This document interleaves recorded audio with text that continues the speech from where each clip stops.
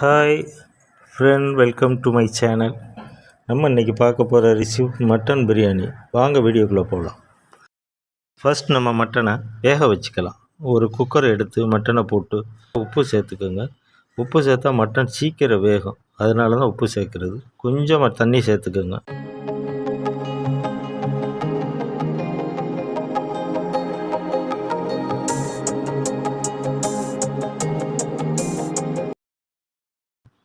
நாலஞ்சு விசில் போட்டுக்கோங்க.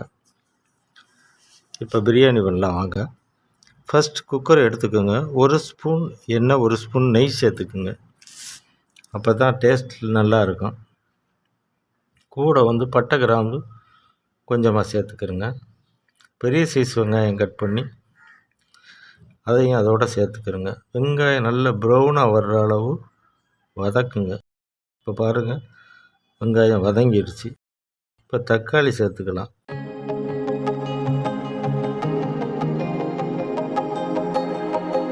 கூடவே லைட்டாக உப்பு போடுங்க. அப்போ தான் தக்காளி சீக்கிரம் வதங்கும். ஒரு மூடியை எடுத்து க்ளோஸ் பண்ணி வைங்க.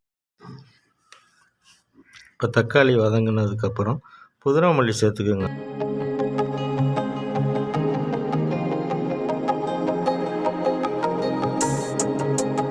லைட்டாக இப்போ எல்லாம் நல்லா வதங்கிடுச்சு.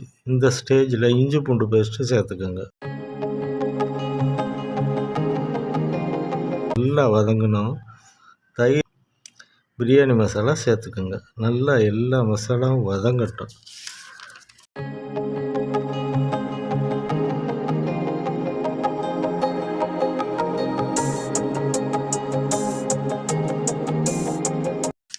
இப்போ நம்ம வேக வச்ச மட்டனை சேர்த்துக்குங்க. மட்டன் நல்ல மசாலாவோட சேரணும்.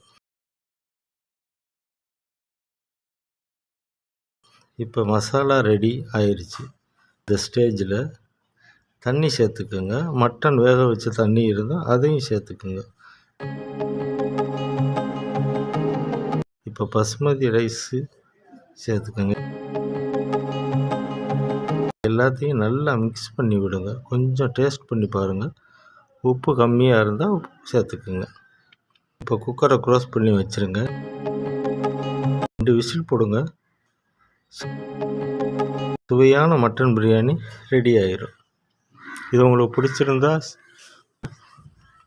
லைக் பண்ணுங்கள், ஷேர் பண்ணுங்கள், மறக்காமல் கமெண்ட் பண்ணுங்கள், சப்ஸ்கிரைப் பண்ணிடுங்க.